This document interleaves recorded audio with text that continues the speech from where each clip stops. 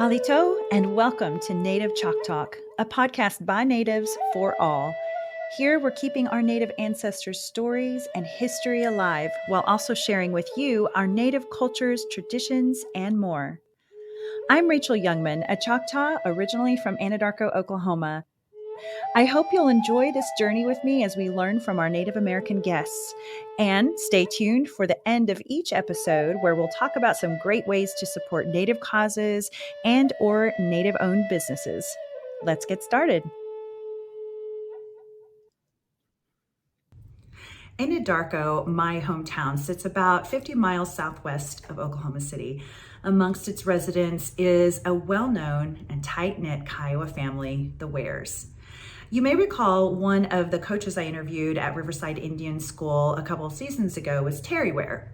And today I have the pleasure of visiting with Lance Ware of Anadarko, Oklahoma. So Lance, welcome to Native Chalk Talk. Thank you very much, Rachel. Appreciate it. Yeah. So now how are you and Terry related? The way I was told is that Terry and I are related when his dad and his brothers, they would call my dad Uncle Lehman. And through that, like I said, the way I was told, technically I'm his uncle. Okay. But I don't talk to him like an uncle because I learned from him. Yeah. He does a lot for the community. He does. And he's a very outstanding native that works at Riverside. He does so much out there and the community as well. Absolutely. And you are a Kiowa, correct? Kiowa, also Caddo, and Delaware. Okay. And is the Kiowa side from your dad's side, I guess? Both of my parents are Kiowa. Okay. My dad is a Ware, but my mom is a hunter. And that's where the Caddo and Delaware split off as well. Okay, interesting. So, but I'm both my parents, like I said, they're mostly Kiowa. And I definitely want to dig into some of their information later too, if anything you want to share with us. So, Sure. So you and Terry both drum and sing with the Ohoma Singers, correct? Yes, ma'am. So tell us about the drumming and singing group. The drumming and singing group dates back to around 1865. We're a part of a society that's around the Stecker all the way up to Redstone Church, for those of you who are familiar with the Anadarko area. We're a society that teaches about singing, dancing, and the traditions that come along with it, like the pipe ceremony. Mm-hmm. As a matter of fact, this Sunday we'll be doing our seeding ceremony that we do after the first thunder of the year. And a lot of people, especially now after our dealings with COVID, a lot of folks are looking for thoughts and prayers. And that's what we provide. We provide support. The drum itself, back in the day and even up until today, we respond to a lot of folks who are just asking for either singing, whether it be at the drum or our Kiowa hymns. We provide that for just different people that ask. We've sang at basketball games, football games. Recently, we sang at the University of Oklahoma for their Native American Law program. Oh, that's wonderful. That was such an honor to do that because, for us, it's just you support everybody, kids especially, or anybody that asks. It's the right thing to do in sharing our culture and teaching as well. We encourage the young ones, come sit at the drum, come dance, come learn about your ways, whether it be Kiowa or other tribes. And that's what I've learned throughout all these years. Recently, I just more started singing because I want to learn even more about the songs and what they mean. Yeah. And our Kiowa hymns are just some of the beautiful songs. They're so beautiful. And not only do you want to learn the songs, you want to learn whose songs they are, what they're about, what they're for, because we have, songs for every occasion. And that's a part of that society that I'm a part of, as well as growing up around Kiowas myself. I wish I had taken a little more effort to learn, but you're never too old to learn. That's so true. I hear that all the time, where as we get older, we're like, I wish I would have, listened to my elders more or learned more of our traditions or our songs. And you're definitely not the only one. And I'm so glad that you're out there doing that. And I heard you guys do the prayer piece the other day when we were at Riverside Indian School, and that was just beautiful. So with that prayer song, what are you guys saying in that? A lot of it's just thank you. What we were given as far as our songs, our ceremonies and things of that nature, they're not ours. Dalki, as we refer to him as God, he gave him all that. And it's just saying thank you. Thank you. And asking for blessings and looking after people. Yeah. Everything done in a good way. Beautiful. I mean, throughout the years of the shows and presentations and whatnot, I get asked all kinds of questions. And religion comes up. How we believe, how we think, what our process is. And, it's just a basic, we believe in God. We pray. Like I said, we are thankful. We have that appreciation for just the things we were given, the blessings and all that. Yeah. So that's what that, a lot of that means. And like I said, those songs are just so, I could sit there and listen for hours. Me too. Go out to like Rainy Mountain, to the church out there and just, listen. Yeah. That's my favorite part. And like I said, it's just a part of my culture. I don't mean to say our culture. Yeah. It's not just me, the things I've done. I'm learning from somebody else that the things I know I was told and try to teach others as well. I had some grandsons in from Wyoming last week, and I was just saying a few words, and they were catching on to it. Really? They Great. call me Cone. That means Grandpa in our. But I would call them Cone. And they were like, "Really?" I said, "Yeah, but you guys are from Wyoming. You're not used to that." But just little things like that. What are they doing up in Wyoming? Far away from home. I have two brothers that live at Fort Washakie. Okay. On the res up there, and kids, grandkids. Just matter of fact, I come from a family of 11. Oh wow. And between Wyoming, California, here in Oklahoma, and that's just my immediate family. Yeah. My mother's family, there's 12 of them, and it's the same way. Big Native families. Family gatherings must be nuts. I need to put name tags on everybody, literally, because sometimes I know them, sometimes I don't. There's another cousin and another cousin. Yeah. And just with everybody that you meet, it's like, there's just so many, but that's what Mom wanted. Mom wanted a big family. Yes, she did. And she got that. I remember hearing the numbers. It was just the grandkids, the great-grandkids. I know we got one photo with my grandma, my mom, my oldest sister, her oldest daughter, and her daughter. Five generations. 5 generations. That's amazing. What a legacy. And just that in itself, the history of it. Yeah.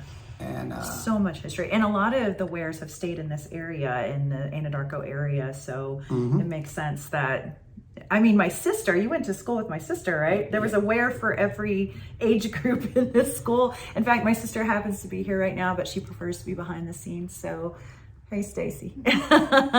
So Stacy got married in Ware's Chapel, the church that bears your family name. And that is nestled in Hog Creek, which is where we grew up. Did you also grow up in Hog Creek? I grew up about 3 miles west at the Apache Y. Oh yeah, you were really close to us then. Yeah, but I could see y'all's house on the top of that hill. That's how close we were. So we were both on the north side of Highway 9, which I think is State Road 62 or something like that. Which is really where I live. To the south of me, southwest of me, I can hear the Emahulas when they're singing, having peyote meetings. And then we could too. Because they were right down the road from us, across the road. Well, from y'all, where you live, to the east, that was the Cozad. Was it really? Yep. I didn't know that. So during the summers, I'd open a window, I would hear peyote songs. And that's one of the bad parts is when I hear peyote songs, I get sleepy. But I'm used to that. You're ready to go to bed. Oh, the peyote songs, gotta go to bed. But my dad, I know for a while there was a store, across the street from Ware's church. Yep. In that vicinity, I know he lived around that area. Yeah. But he's from the Wares around Hog Creek and all that. Yeah. I've recently done a lot of research on Hog Creek. It's kind of interesting. I think I'm going to try to cover it in another episode, but there's this map that has like hand-drawn like waterways that the natives put together, the Kiowas did. And there's a picture of a pig where Hog Creek is. And it's so cool to see that. But do you know much about the history of Hog Creek? Not too much, just from what, as growing up, just from what basically everybody else knows, where it's at, what families are there. There's a lot of Kiowa families around the area. Tartz's, Ware's. Trying to think, who else is there? Cozad, right? Cozads are there. Trying to think. Jerry's Fruit Stand. You know that? That's Beavers. Beavers. Okay. Well, and I mean, I didn't realize growing up there, I didn't realize that that area was truly like going way back. It was Kiowa grounds. So I just thought, oh, that's just happenstance. But yeah. Well, nowadays with technology, you can actually look at the history of some of them areas, and a lot of them had, from the original 160 acres that we got, if you look at some of the names were written in Kiowa. Really? As well as other tribes So as well, neat. Comanche names, areas and whatnot. So it goes way back. Definitely. Because a lot of our history wasn't written down, but some of it was as well. Documented era, change of times. Yeah. And it's like there is just so much history just in that area alone. So true. And it's kind of like a tucked in area. It's not, people drive through there and don't even realize they're on Highway 9, sometimes going to the Apache Y and then going over to Lawton. But I don't think that anyone ever stops because there's not really a reason to stop. There's Ware's Chapel, which that obviously is your family name. And then there's the cemetery. Is it called Ware's? I can't remember. Yeah, okay. The one on the hill. Yeah, that's Yes, called Ware's yeah. Cemetery. There's also Jerry's Fruit Stand. And just that which is open during the summer. I mean, but it's just a recognizable place. And like when you meet natives or other folks as well, a lot of natives will identify with Hog Creek. Yeah, I'm from Hog Creek. Me too. So true. Matter of fact, Cozad's put I want to make sure I say this right. They put out a CD live at Hog Creek. Really? Referring to that place. Really? Yep. I need that CD. And then you went to Anadarko schools, right? Or did you go to Riverside at all, or just Anadarko Public? Anadarko myself. Okay, and that's so. And then you I think you have a sister, LaDonna, where I couldn't remember if she or you went to school with Stacy at first. So we both did. Right. So now you have a super interesting career. I mean, obviously it's on your shirt. Tell us about that. Well, since 1994, I've been a wildland firefighter. Working with several tribes, going out and basically the big wildfires you see on TV. I used to go out with a crew of 20 and we would go out and basically try to put them out using various techniques and whatnot. What are those techniques? Sometimes we would dig line, we would also backburn, we would also, it just depends on the area where we're at and what's needed. If we had to do structure protection or any kind of it just depended on the severity too. Up and down them hills, just like I said, all that time. But currently I'm with the Bureau of Indian Affairs Southwest Regional Office there in Anadarko. We go get on engines and basically the same thing. Work here in Oklahoma. Right now, our winter fire season here in Oklahoma is winding down. So now we sometimes get sent out of state on assignments. Oh yeah. San Carlos, Washington, Colorado. It's amazing. Just traveling, meeting crews from all over and working. And different tribal members from tribal members. Forest Service, just private as well. Just depends on where we get assigned. So I work with a variety of firefighters throughout the country. And it's all on native land, right? All of No, actually, Okay. it just depends on what the assignment is. Mm-hmm. I did a camp crew assignment up in outside of Boulder, Colorado, Okay. and we worked with I think there was like over 500 firefighters there, supporting them. Amazing. I love that. We also do hurricane response. We also have done in East Texas when the space shuttle went down. We took part in that recovery. There's actually a museum there in Hemp Hill dedicated to the recovery, and the reason I say that is because I go in that museum and they'll have pull me aside. Well, can you help us start IDing people? But most of the crews that were down there were Native fire crews. So it was just a good, just helping them out. Yeah. And they also put out a DVD documenting the entire story of what happened and how they eventually used us. And it was just so neat going into there. And you look out when you're pulling up in the bus and, all right, who's here? Mm-hmm. Then you start seeing guys you fought fires with throughout the country. And what an honor. Oh, it was, well, when you get a bunch of Indians together, it was fun. I bet it was. It was interesting and it was fun. And like I said, we got treated good. And every place I've ever been on a fire, we really had some, you know, just the support as firefighters. I mean, that's our job. Mm-hmm. And it's something I've done, like I said, off and on for years. And I enjoy it. Sounds like it. You're kind of passionate about it. Yeah. Like we had said earlier, every day, you never know what's going to happen. Right. Right. But I've been blessed to work with some really good guys, really good crews. My bosses, even at the office, they're supportive and they just give me good direction. And when we go out, being total professionals. Right. I mean, it's not a game. This must be such a bonding experience for you and the other team members when you go out there and you do that hard work, the equipment's heavy. How do you do it? It's got to be hard. Well, that's the main thing. It's about your attitude. We used to go out for like 21 days. Being around with somebody that long, you know.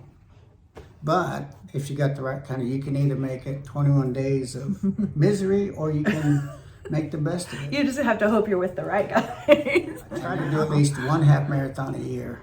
That's great. I'm going to try to do Oklahoma City, but I'm not committed to it yet because... Not committed, but he's thinking about it, folks. So look out. He may be there. But that's a whole nother story.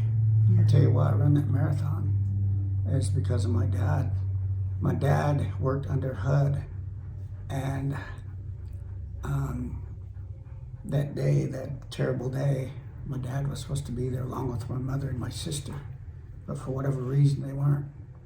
But so every time I run that half marathon, I'd take my medal off, I'd go see my dad and I'd put it on him. Love that. It makes you think about life, you know. One moment could have changed it. Just like that. Just like that. So, like I said, I try to run where I can. They do have a 5K, so I might do it this year. But still, it's just, I'll tell you the last part, too, of that half marathon. They put pictures on them light fixtures of all the victims. Really? And that's just, it hits you. And, yeah, it does. Like I said, it makes you think about life and just appreciating things even more. Mm-hmm. And all the workers that were there, all the firefighters, all the emergency workers. You know, I still think of, you know, what they went through and just appreciate it. Absolutely. I mean, it brings a pride in all the emergency workers that we have across this country. Right. Police, firemen, nurses, doctors, and what they did. Just like you can compare it to New York. Mm-hmm. Matter of fact, one of the fires we went on, we actually had 2 guys from New York. They came out on a wildfire, and they were like, "You guys are crazy," because we'd haul up all of our gear. At that time, we would haul up basically by hand, 2 and 3 miles up a slope. Whoa! Like that. And we had a couple of guys, and boy, they said if they talk about it, let them, but if they don't, leave them alone. Right. Really good guys that we met.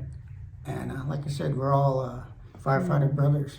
That's right. Across the world. Across the world. I mean, I get recognized when I wear my shirts and whatnot. because, like I said, I take a pride in it, and I want to recognize the workers I've worked with, the firefighters and the personnel that help support what we do, because it's like we were recognized as one of the largest non-military groups in a emergency situation. Fantastic. So, like I said, it's a different career. Yes, it is. And appreciate it. And like I said, I do it off and on. I also do other stuff as well, but that's something I'm really proud of. Yeah. As well as, like I said, doing the native stuff, shows, presentations. But that actually comes hand in hand because you meet natives from other places and whatnot, and you know, you want to be respectful for them as well. Even though we're all natives, we're different tribes as well, and it's really nice and fun and enjoyable. I like it. I'm sure there's a lot of good conversations that go on there, and kind of trying to learn about each other. And so, is your group looking for additional workers? Are there other Native Americans that can apply, or are there no openings right now? Well, they always have listings. I know through the bureau that you can go through USA.gov and look up just in different parts of the country that they'll have job openings, fire techs, to people that hire the firefighters. To, like I said, it's a whole system that is used, whether it be us, Forest Service, or whoever's, even cities. Yeah. The smaller communities where they mountainous areas, they're always looking for wildland as well. I mean, that's a career to be proud of for sure. It's serving your communities and keeping people safe, and it's definitely dangerous, but you're choosing to go out there and put your life on the line to help others. Oh yeah. Pretty cool. Oh yeah, I got some crazy stories. Actually, I was going to ask, do you have any crazy stories you'd like to share? Oh God, there's just so many that it's just all, to me, it's all one big blur, because I'll get asked, do you remember this fire? No, I don't. It's like one big blur of stories. I might even want to forget that one. But I'll tell you what, the native crews in particular, and the natives in general, we have a natural sense of humor. Well, luckily, Hollywood is bringing that out. Yeah. The show Reservation Dogs. Yes. The different movies that are coming out, you know, they're talking about how we are and how we, you know, live. And it's just, I bring up Res Dogs because, like I said, it's so funny. I've had my other friends that are non-native. You guys are like that. You guys, I said, yeah, that's basically... and you got to have thick skin. Yeah, because our uncles raised us that way. That's right. I mean, my uncles, they were tough on me. I bet. They were tough on, as any uncles should be. And they raised us with tough skin, but we have just a sense of humor that's, like I said, coming out via that show and other movies that are coming out. Yeah. And it's just how we were raised, with just that sense of humor of laughing around, teasing, a lot of terrorizing. But we make the best of things, as you should in your life. That's right. Not just being all serious, although there is that respected time where you need to be. Yeah. But like I said, our bunch, we terrorize quite a bit. Well, even amongst the tribes, like, so Anadarko has this annual, although lately they haven't had the annual Indian Parade and Indian Expo. And sometimes you'll be in the parade and you'll hear natives of different tribes who know each other just banting back and forth or teasing about somebody's Comanche or something like that. And oh yeah, we Choctaws get it too. We're kind of the underdog when we're in the plains area. Yeah, that's something that just it's always been, because, you know, at one time we used to war with each other. Right. We get along now. We tease each other bad, but that's just a part of how it is. It's part of it. But like I said, it's just all in the history of how Oklahoma became, all the natives that came here.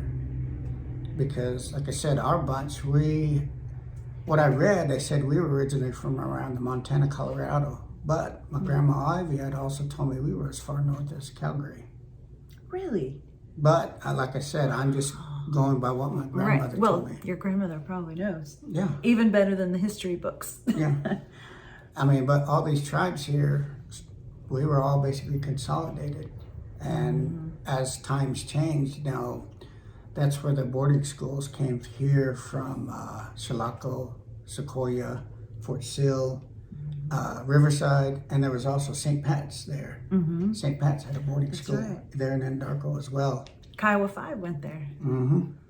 My mom went there too. Your mom went there? Went to St. Patrick's. Does she remember anything about it? She's told us some stories of how it was and how they treated them and this and that, how by the Catholic Church. Ooh. And like I said, we just had the couple of months ago, the Secretary of Interior was talking about that out there at Riverside.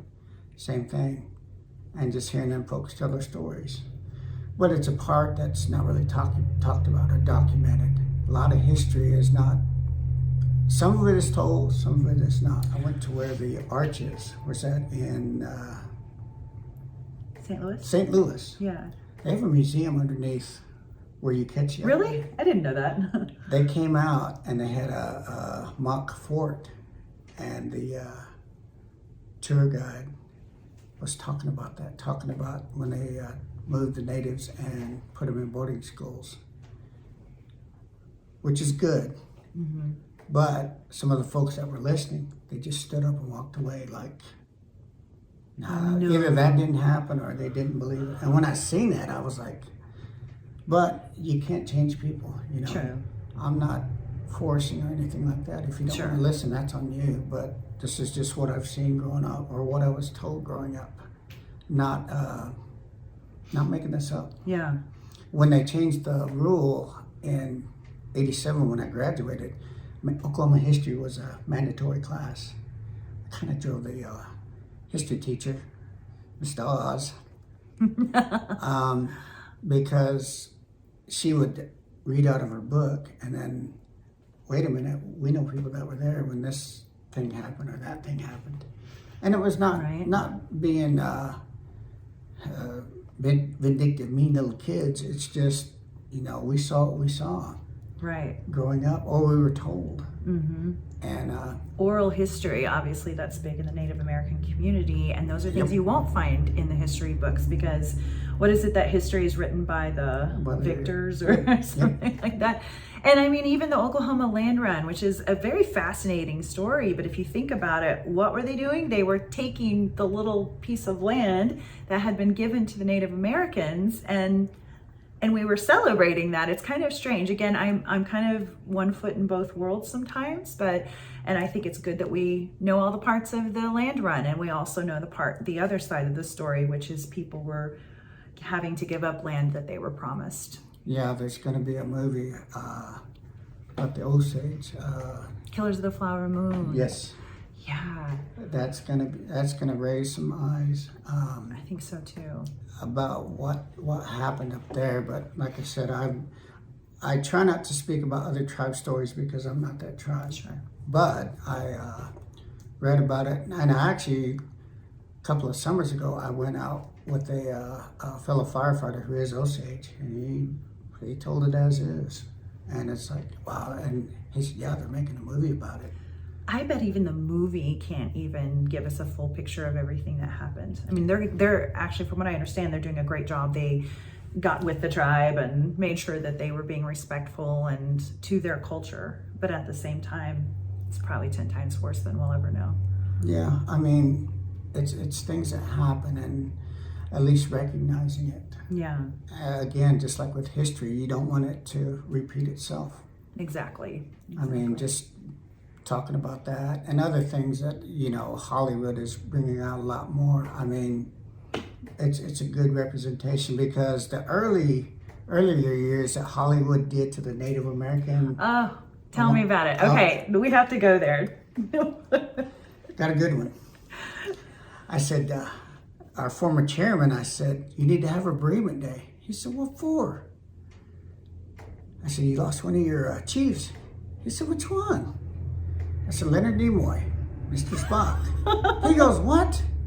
If you watch an episode of Rawhide, they asked, the cowboys came up and they said, we need to meet with your chief. Says, yeah. And the Indians were Kiowa. Well, the teepee opened, Kiowa chief walks out. It's Leonard Nimoy.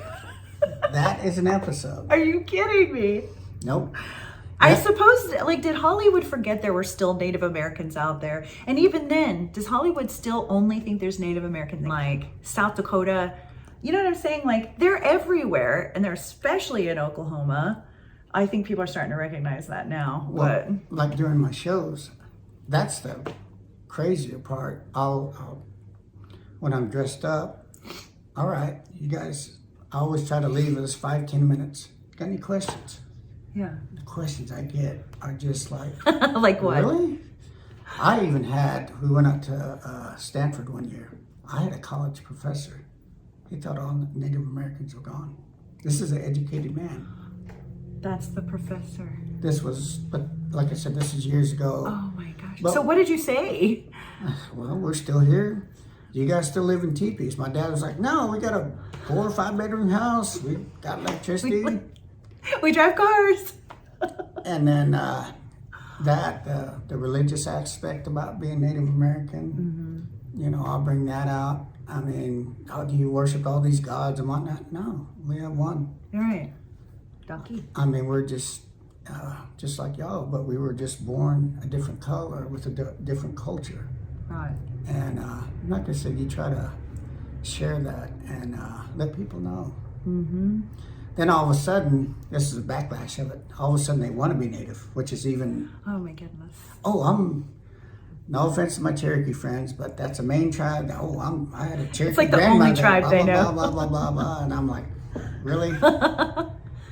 But I Cherokee princess. Yep.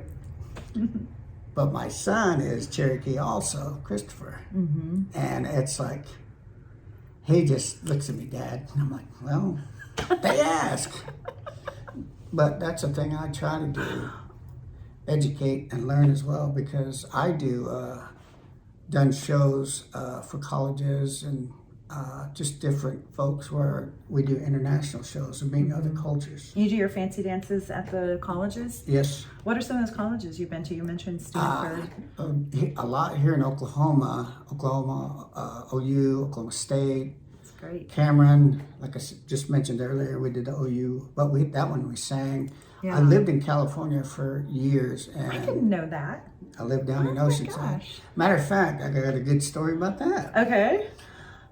I was working on Camp Pendleton, and I was taking a shuttle bus to the mall, and I seen a Haskell jacket. What? And I walked up to him, and I looked at who was wearing the jacket. It was my classmate, Leonard Nimoy. What? Just a small world. That is such a small world in California. Yeah, but he was a Marine at that time, so we hooked up. So we started going to the powwows up and down the coast. Yeah. Next year, I'd have 2 Marines, 3 Marines that were from, most of the guys I went out with were like Shonda Silverhorn and were from Oklahoma. That's crazy. I would be talking to the MC or whatever, and I was like, "You friends with those guys, those Marines?" I said, "Yeah." What can you ask them to be color guard? And them guys really liked that. That's cool. They would bring in an Eagle staff, Oh, yeah. flags and whatnot, because they were Marines and they had that. That's so neat. Yeah, I worked there. I worked in a warehouse on Camp Pendleton for a couple of years and just had a blast up and down the coast. That's great. But just running into them guys was just like. So the best part was during the holidays when they couldn't go home. Hey, come over to my apartment. Yeah. And my Felt girlfriend, like you were home with, people you knew. and my girlfriend at the time, she would make Indian tacos, stew. Yeah. And we had a blast, just going different reses and whatnot, going different powwows and different things that we would get involved with. Yeah, right? And that was just out of just one of the things that I've done in my life as far as running into those guys. So I have a little partiality for the Marine Corps, just because I got a bunch of memories there. And they were with Native Marines. And just that pride in itself. Yeah. Lived in other places, like I lived in Denver for several years. Made a lot of friends. Got to work with my best friend up at the Indian Center up there. And I also was a paraprofessional in the schools up there, as teacher's aide, and worked with the Title IX program up there. So tell us about your fancy dancing. What can you tell us about why you do it, what does it mean, all of that. Well, fancy dancing is, something I enjoy. Part of it is history. I know I told you earlier, I ran across a photo of my grandpa, and I still can't find it, but I'm looking. Okay. Of him at the World's Fair, and I can't remember what year. Fancy dancing came from Oklahoma. It's when we were all consolidated instead of, we were consolidated here in Oklahoma. Instead of fighting like we were, we started just going and singing, and all of a sudden we started getting competitive. I can be fancier than you. Yeah, and that's basically where that word come from. Originally, we were called war dancers. Yeah. From the old Wild Bill shows and stuff like that, when they would take them out. So that, and if you look at some of the earlier photos, you see to where it started to where it is today. It's modern dance, and for me, it's something I enjoy, not only the history, but the way I grew up. I grew up watching some of the best dancers learn from the best. I bet. Just by name alone, the guys I met, the guys I got to watch, just made that dance look so just... I know, right? And it's got to be an exhausting dance, but you're dancing for your ancestors, and you're dancing for, well, again, competition and all that. So you've got the fire in you probably when you're doing it. Is it just the Plains Indians that do the fancy dances? No, it's really spread out coast to coast. I mean, I've seen dancers all the way from Canada down to the East Coast to the West Coast. But yeah, like I said, for myself, I try to keep it, like for instance, one of my bustles, it's all eagle. But it's something, a story my dad told me. He said each eagle feather that you wear represents either a soldier or a warrior. So you treat that with respect. Treat it with respect. And just being around Oklahoma society, I can't say majority, but a lot of those guys that go out to Oklahoma, we are fancy dancers. But in the society itself, it's a one bustle, because that's how the fancy dance really started. Just as one bustle. Oh, really? Okay. Yep. Okay. So it's something I do and enjoy, and just been doing, like I said, since I was young. Yeah. And like Terry, we had mentioned earlier, his dad and his brothers, they all fancy dance. So like I said, it's a generational thing. It's a family thing, and I want to keep that part of it, still going. Did you always dance in the Anadarko Indian Exposition Parade? Yeah. Oh, we probably saw you. I just don't remember. that walk we would make during the summer. It's always in August. Brick pavement. Oh my gosh. Really, I'm doing this? But like you said, now that I look back at the pictures, especially when it rotates through Facebook, you see a lot of, and you see the pictures, and then you start remembering things. Yeah, right.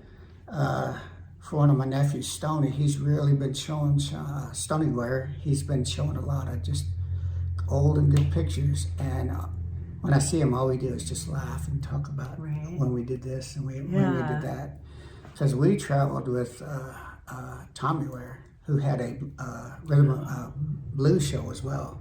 Okay. But we would also perform as well, traveling all over from literally coast to coast. And just so many things. And just doing that. Hey, do you remember when? And half the time, I'm like, no, I don't remember when, but I guess it happened. Were you ever one of the Mudmen? Yeah, I've done that a couple times. Okay, I have so many questions. All right, so in Anadarko, when we'd have the Indian Expo, it would kick off always in August when it was the hottest time of the year. I don't know why, but... Real quick, matter of fact, I've been seeing flyers on Facebook. Is it coming back? I do believe it's coming back. If it is August 2023, I'm going to be here for that.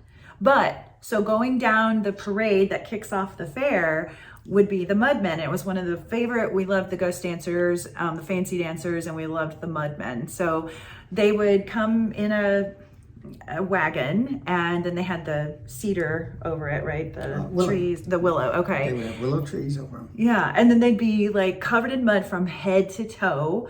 And my sisters and I were always like, are they naked under there? So we need to know. The Schaffner girls want to know. Lance, where? Stacy, now's our time to know. No. So what did you wear? Like shorts? Shorts. Oh, okay. Well, not as exciting as we thought. No, just kidding. We would have been embarrassed if we really knew that you were naked under there, but you weren't. So, No. Okay, so tell us how it all starts. Where do you get the mud? How do you make that happen? And is there a religious part of this, or was it just good for the skin? Tell us about it. It's a little bit of everything. Mm-hmm. And is it a Kiowa thing? No, it's just something that has been done. Yeah. Jesus, since I was a little kid. Really? I mean, did you do it outside of the parade? Most of the time it was during the parade. Oh, okay. Yeah. Cooling off, like I said, good for the skin and Yeah, things absolutely. like that. How do you not get it in your eyes? Most of the time, well, I really shouldn't say, but they managed the way to not keep it in there. Oh, okay. Get in their eyes. Oh. And when you come out, you're cold actually. Really? Because of the mud, even during the summer. Right. But for some reason, you would get a kick out of doing that. Yeah. I mean, it's just something you if you could take part in. Yeah. Most of the time I didn't. I think I only did it maybe one, maybe two. I don't think I did it that many times because most of the time I was I was dancing with our family drum or different drums or walking people on horses or it just depended on who or what needed to be done there. Yeah. I mean, they'd sit there and you'd all, continue to pile it on your heads and your shoulders and just let it roll down. And it was like this really goopy, wet mud. That red clay is the mud they would mainly use. Yeah. Interesting. I mean, it's just, like I said, good exfoliants. Yeah. I think we should all bathe in mud. I have a sweet picture of one time I was at the parade and it was, of course, super hot out there. And there's this little boy in regalia on a horse with his mom. And he must have been like 4 years old or something. And I had a bottle of water and I was drinking it. And he was so hot, his little cheeks were so red. And he pointed at me and he goes, water. And I was like, I wish I could give him my water, but I probably shouldn't do that. But sweet picture. Oh, yeah. Yeah. I mean, those are the memories that we all grew up around and saw, and we try to share. I mean, because just for instance, there are places where I've been that, matter of fact, when I was working around Denver, around the center, we would meet natives that have never been around their culture. Really? And we would, hey, this is what we do. This is what maybe you should look into what your tribe does. Were they interested in it, or were they like, nah, we just don't care? No, there was youth that would come to the Indian Center there in Denver, and they'd come during the evenings, of course, after school. And my big brother, he implemented several programs. Not just that, the Native American part. We also had a boxing program, a fitness program, just different things, just to be get the kids interested, not just in Native, but just being a part of something. Right. And it is so much a community thing, I would think. I mean, even with your drumming, your singing. I mean, I think of the Ware family and all of you just being together all the time. Is that really how it is? I mean, I've always just pictured it that way because I always used to see you all together all the time. If you see our families, the Wares, different Wares, they're really family oriented. Mm-hmm. Different, not just Native American stuff. I mean, right now there's some that were just finishing up basketball. Different families doing that, going out. Now it's softball and baseball with the kids. Just basically supporting each other. Supporting each other. Did you always have to worry about who you dated? Because it might be like a cousin, second cousin, third cousin. Yeah, I actually did, but it was interesting growing up. Because as a matter of fact, we were talking about that. I was talking with some of my uncles, and one of my uncles in particular said, yeah, his mom, you need to, who you seeing? And that's your cousin. That kind of deal. You need to break up with her. That's your cousin. My mom and my dad. My mom was a full-time homemaker with 11 kids. Dad was a plumber. Oh, yeah? He did it for... In Anadarko. around. Okay. And he may have come to our house at some point. oh, I know. You never know. I thought you kids at y'all's house. Yeah. We only have one bathroom, 3 girls.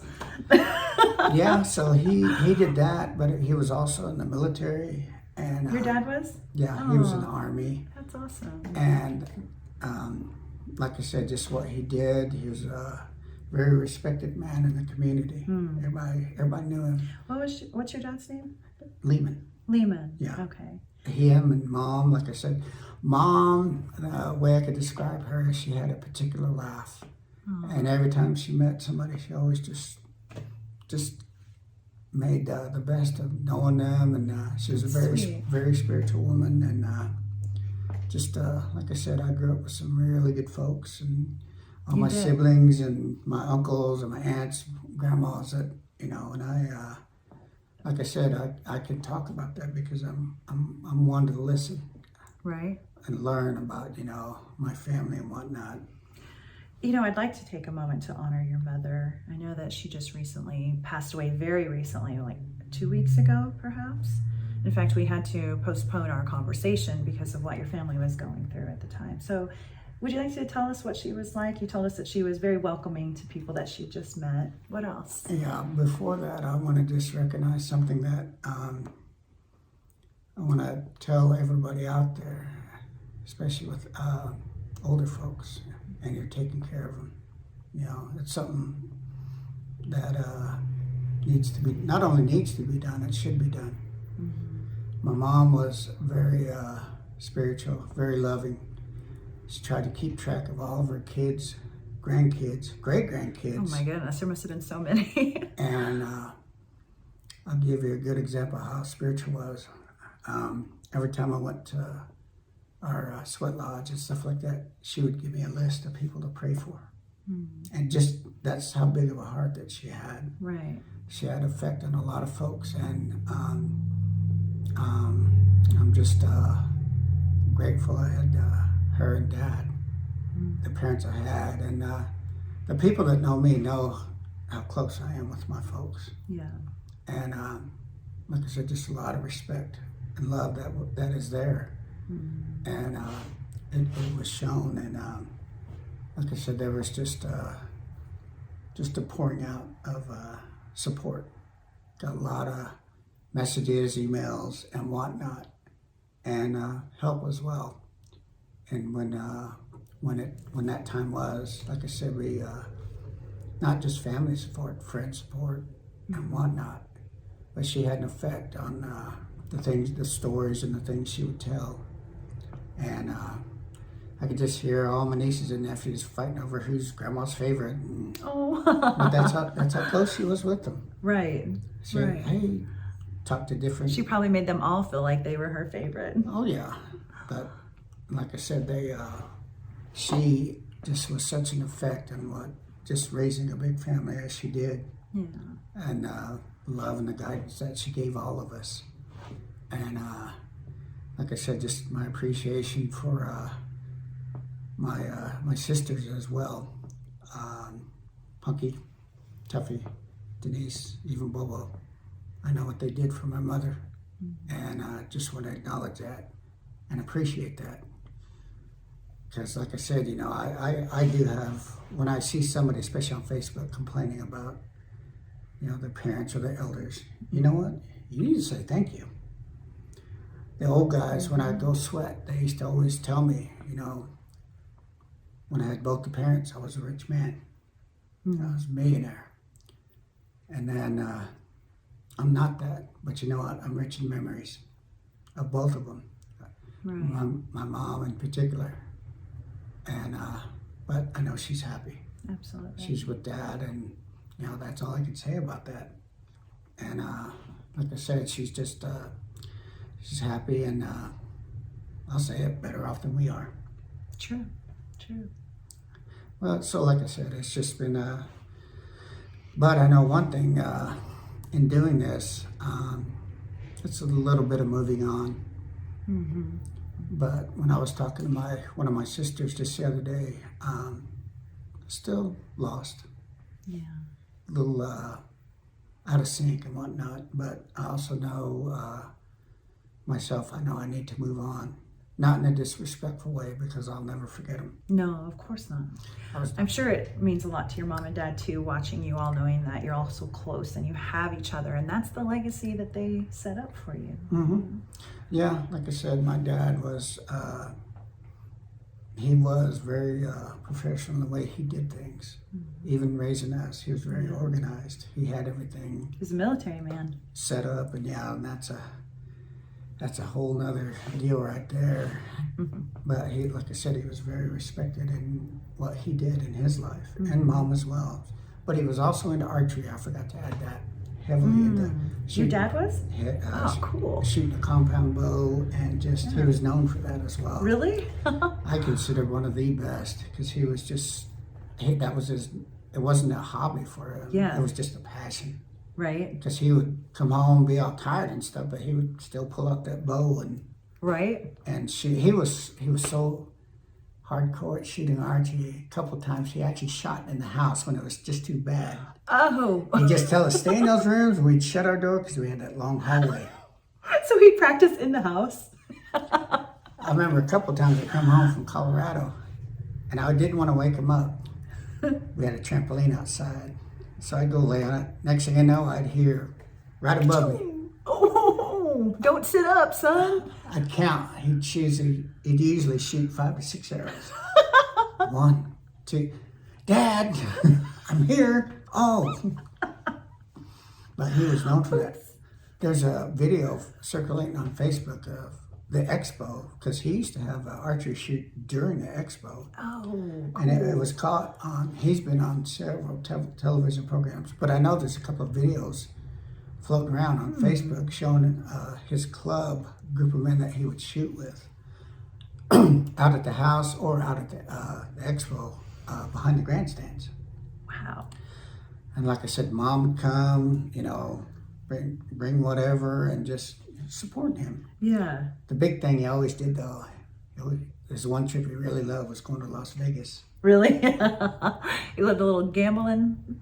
No, it was a big tournament, big archery tournament. Oh, he did the tournaments there. He would do tournaments there. He must have been really good. I can say one of the best. I mean, he even practiced inside the house. Yeah. And over his son's head. And over my head, and just the hunting stories of where he would go, different places. And it was just a delight to, watch your parents do something that they loved. Going to powwows and dancing with him. That had to have been special, right? Just watching him not only compete, but we used to go back to eastern Oklahoma with a tail dance.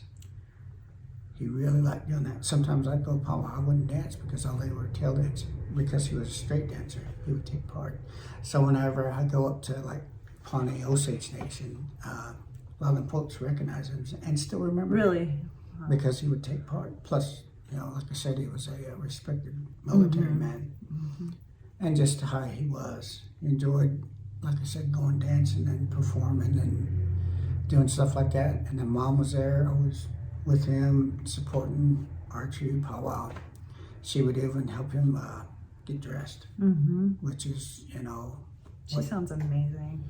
Yeah, she was a handful. She kept us just really I can't even describe Mom in just one word.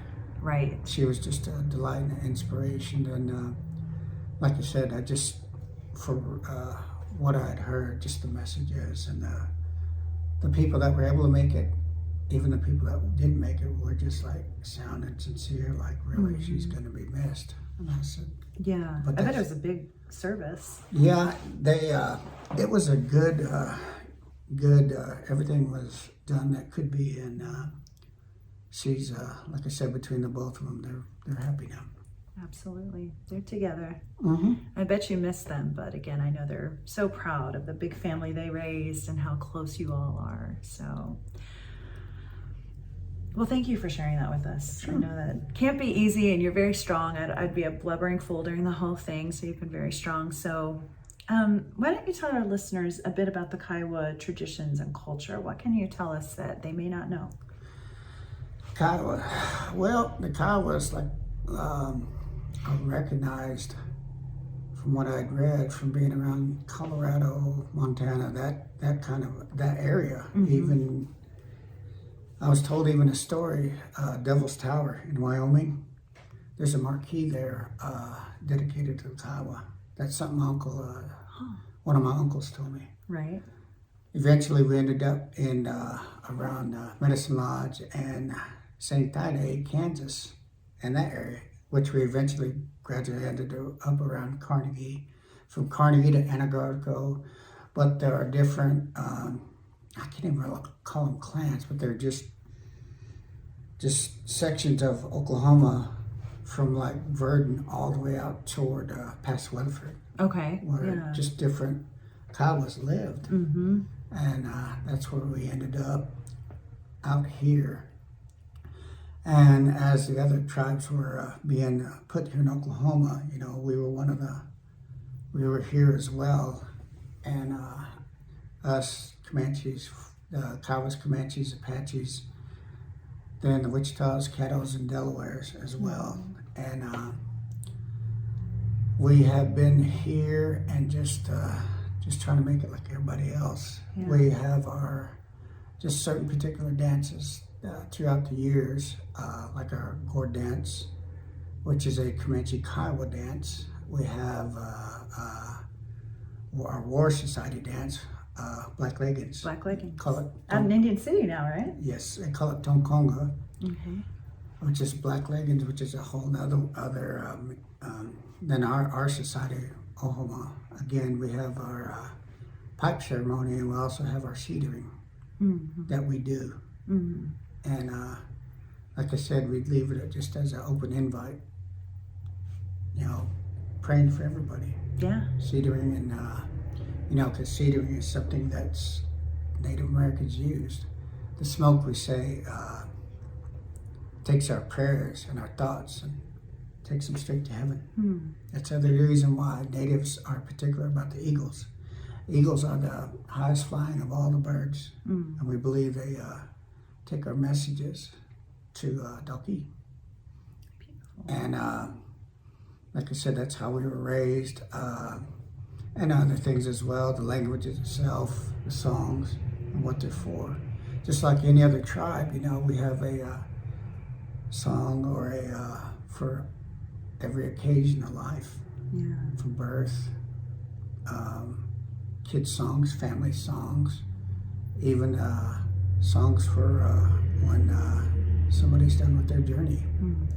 But like I said, it's just done on that occasion. It's not done, every day. Right. Out of respect that we were all taught how we were raised, the Kiowa songs in themselves. And lastly, too, I want to also apologize if I made any mistakes about it, because I don't want to disrespect the elders and the ones that have taught me. I'm just doing about what I was told, how I was taught.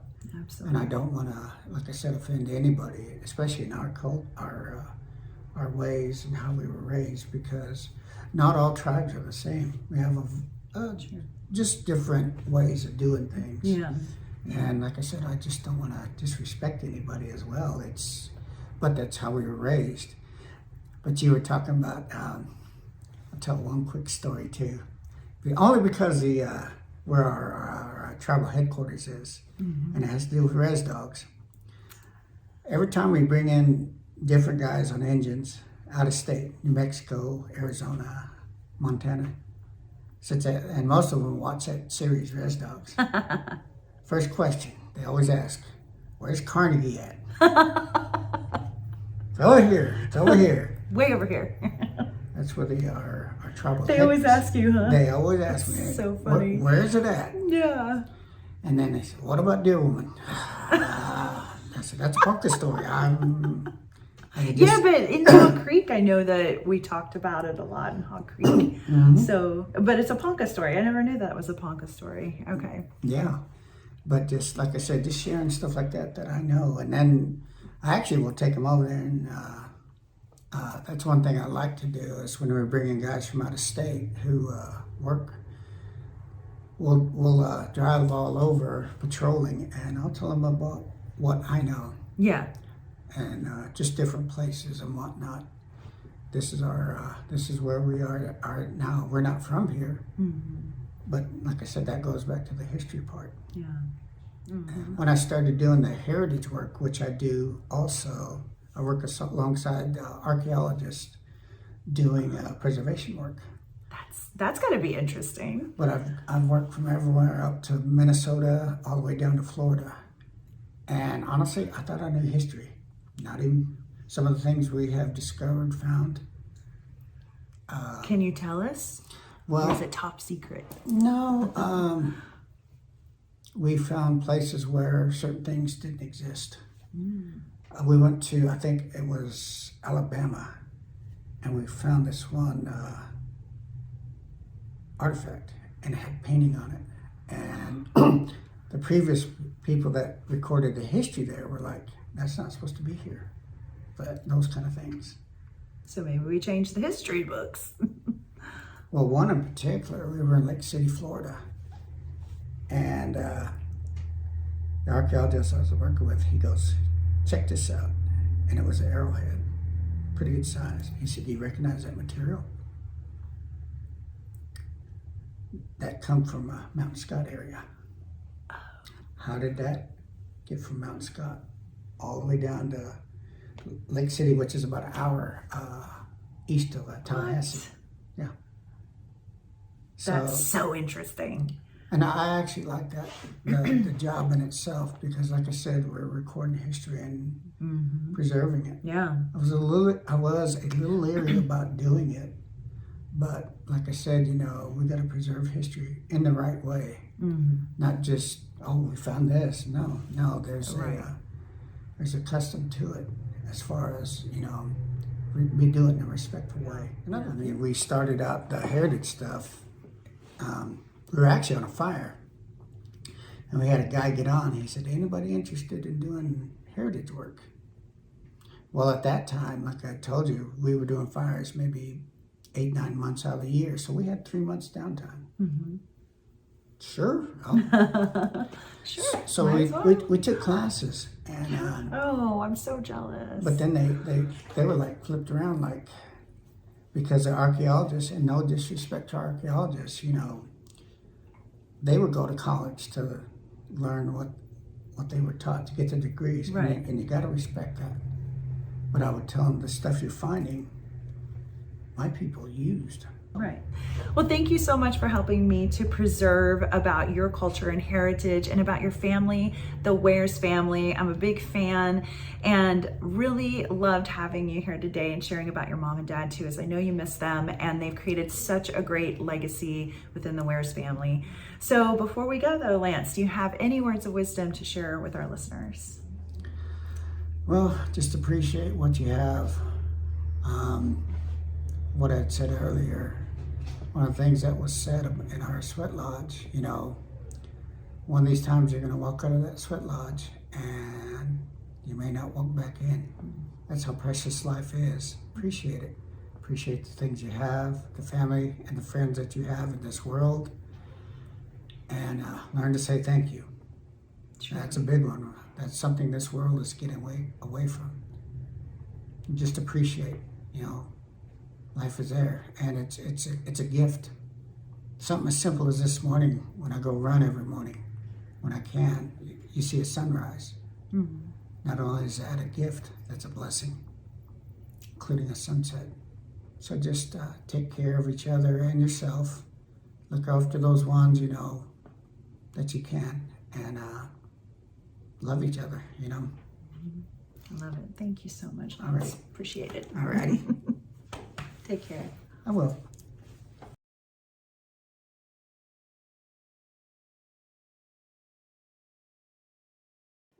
Thanks for listening to Native Chalk Talk.